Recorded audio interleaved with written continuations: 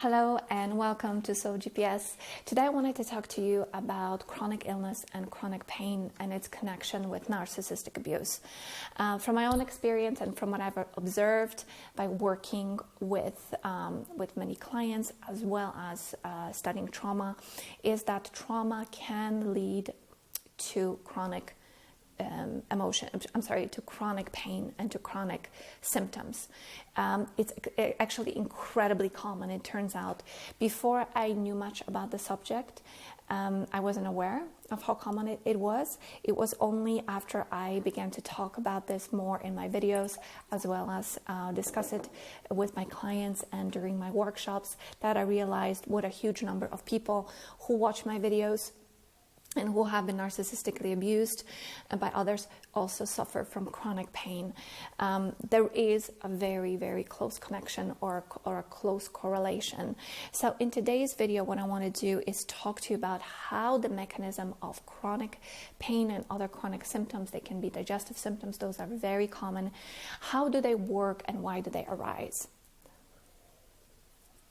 But before I go there, if this is your first time on my channel, welcome. I encourage you to subscribe. I have hundreds of videos on how to come out of narcissistic relationships, how to deal with them when you're in them, how to help yourself, to support yourself, to care for yourself so that you can survive these very difficult situations, and so that you can thrive in your life. So welcome. Thank you for your engagement, for your comments, for sharing, for your likes. This is all very helpful. So let's talk about how does the brain create chronic pain? What is a chronic condition? Let's start there. Chronic condition is generally something that lasts for longer than 3 months. And specifically, chronic pain that we're going to be addressing is something that is not life-threatening. It's something that after you go do your tests and visit with your doctors, you can be pretty sure that there's nothing really wrong with you, right? This was the case with me at the worst time, I remember, which was in 2019. It was 2019. It was the peak before I knew this information that I'm sharing with you, and I thought that this was going to be it. This is going to be my life. I had 29. I made the list. I had 29 symptoms. So I was a mess, and they just came on like that in one day. Suddenly, and my life changed, and I did not know what they were. I did not know where they came from. And I was terrified because I didn't know what to do. So I began to go to doctors, and pretty much after about 2 years of regular testing for anything and everything I could, including cancer, turned out that I'm okay. There's nothing wrong with me, and the doctors did not know what to do with me. I would come to an emergency room sometimes 3 times a week, and I would get my tests done, and the doctors would just shake their head and would say, "You're healthy, go home." And while I was feeling like I'm just going to trip and fall and break into 1,000 pieces. I had vertigo, I had inner ear pain, I couldn't see very well in my right eye, I felt like my right side of my face was going to get paralyzed. I had terrible chronic migraines in the back of my head. I had them probably 29 of the normal 30 or 31 days of a month all the time. So if I had a day without pain, that's the day when I did all my work. So it was miserable, it was terrible, and it was very frightening. And eventually, what I came to discover, and this was both with the help of traditional medicine, I'm talking about conventional, just doctors, talking to doctors, and I talked to so many doctors, as well as eventually reading about chronic pain and the new approach to chronic pain that actually gives results. What I came to discover is that these chronic conditions are created by the brain. Now, this does not mean that it's imagined. The pain is real, and sometimes on a scale 1 to 10, your pain can be number 11, right? It can be off the charts. It's so painful you can't get out of bed, you can't do anything, you can't focus. Your cognitive ability is severely impaired, and you're afraid. I just want to emphasize this. This is such an isolating experience, because you feel like you're burning up, your body is burning up, it's falling apart, and no one is taking it seriously because all the tests are showing that you're okay. So it's awful, and then you also don't have any guarantees as to when you'll be able to come out of it.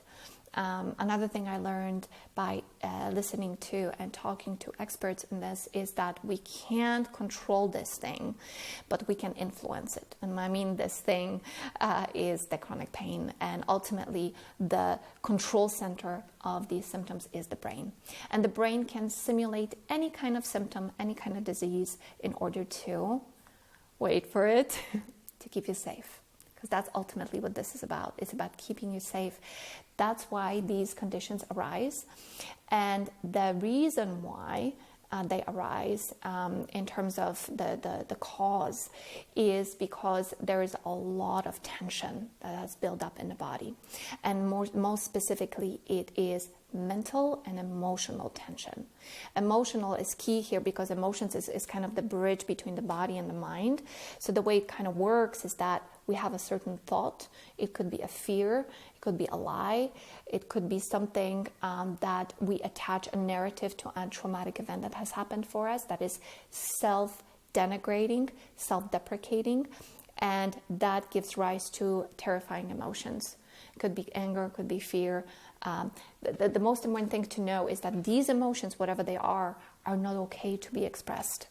And as you know, probably if you've been in narcissistic relationships, is that your emotions are not convenient, they're not welcome. Your anger at being mistreated and abused is absolutely not welcome. It's a threat to the abuser. You can't complain about feeling bad or being sad because the narcissist is not somebody you can lean on. You can't really show your fear because then you can be abused even more, or you can be perceived as being weak, right? So what we do is we repress these emotions. We don't know how to really also deal with them, how to experience them. We don't have the skill. It's not something that's taught anywhere. This is fairly new. It's about the last 20 years, that specifically somatic healing from trauma has experienced so much flourishing, and so this is new information, a couple decades just about. And so we don't know how to, majority of the people don't know how to deal with these emotions. What's rewarded and what makes sense for survival is to not feel them, to repress them.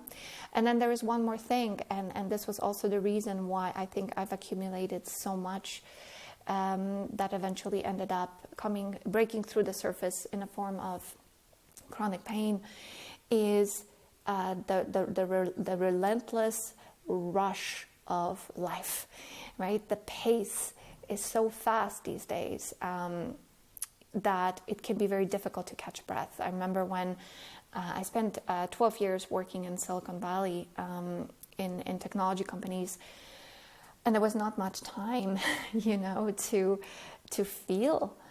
In fact, this was seen as something, somewhat of a weakness, and something that would get in the way. So, that little time that I had for myself, I would use to, organize my house, go get to, do some shopping, maybe go to the gym, and then the weekend was to catch my breath and do a laundry, and that's about it. And then the marathon just kept going and going and going. So, between the pace of life, the lack of skill set, and in abusive relationship, the rewarding of repression, right? So if I don't show my emotions, if I'm a strong girl, if I'm a brave girl, if I'm smiling, even though I'm really want to cry or scream, I get a pat on the back, I get a hug. Whereas if I show it, I'm a hysterical, unhinged child. So when you put all of that together, no wonder we walk around with so much tension in our bodies, and we don't know how to access it. right? We don't know how to access it. So I want to show you how to access it.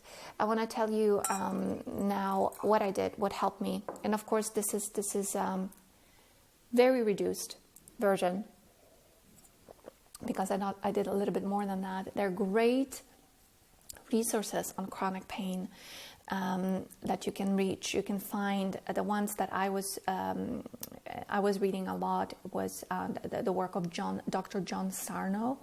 Dr. John Sarno is a great place to start. And then we have Dan Buglio with his channel Pain for You. I'm going to have Dan on my channel soon. I also was on his channel recently, so you can watch my story and my interview there. I will link my video to underneath this one. You can access it.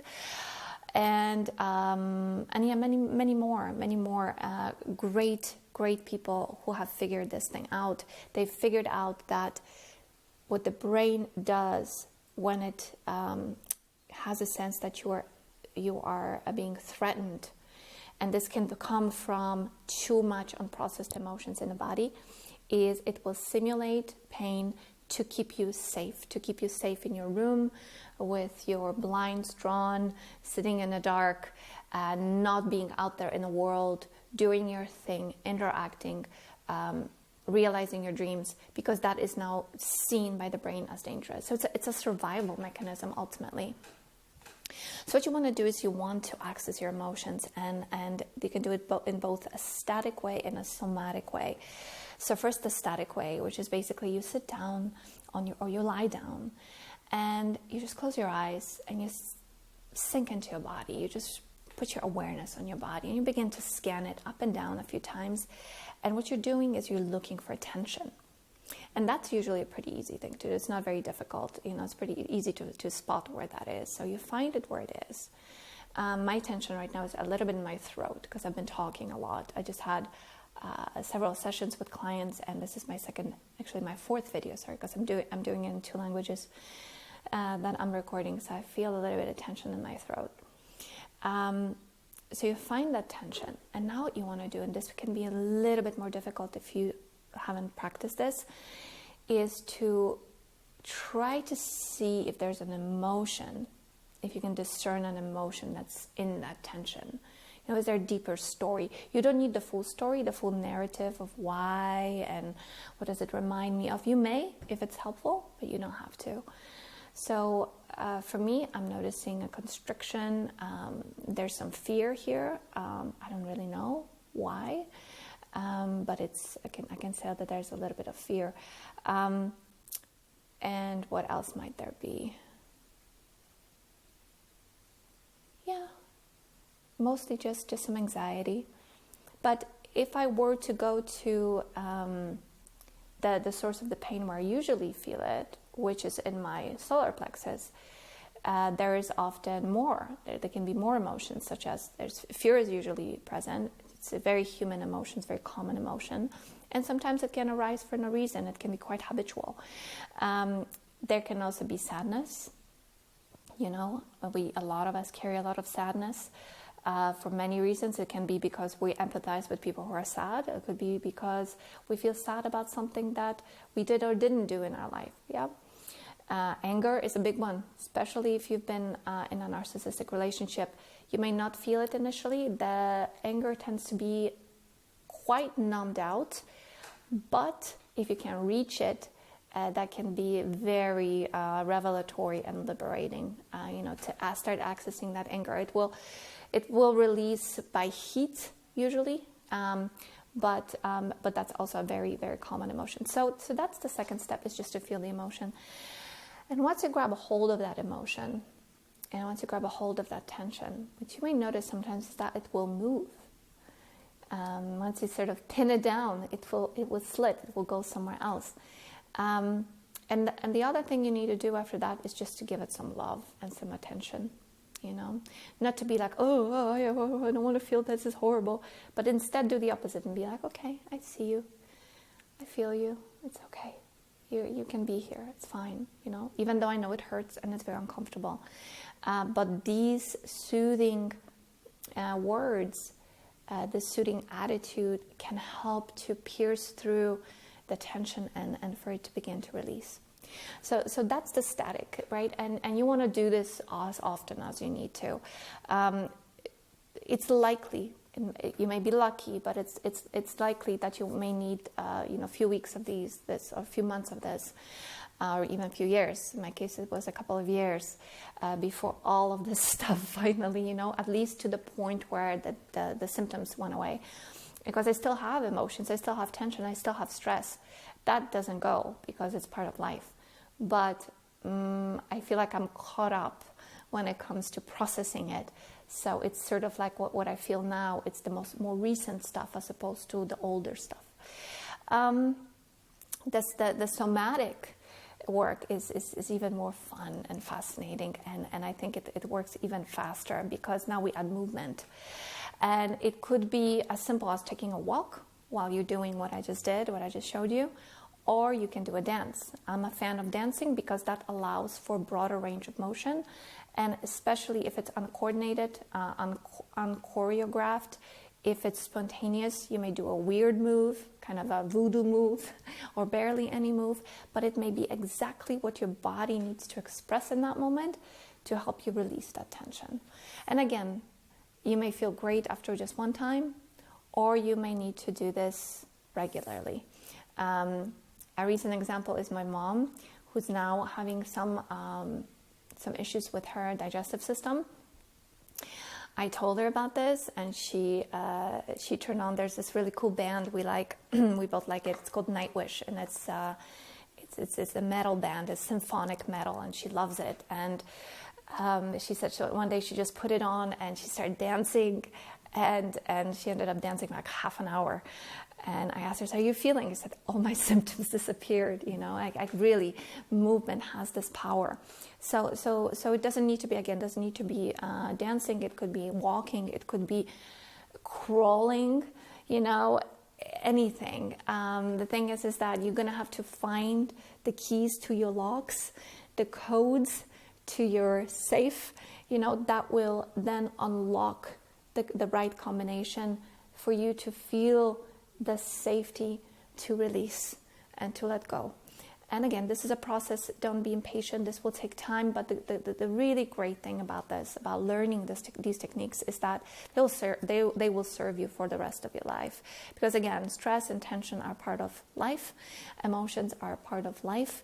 And learning to live with them in peace and to decipher them and to decode them is a really great skill. So that's it for me for today. I hope this was helpful and will serve you. Again, questions, comments, I love to read them. And if you'd like to work with me personally, I am coaching as well. I do one-on-one work, and below this video is a link to my website with all the information. So again, thank you so much, and I wish you all the best.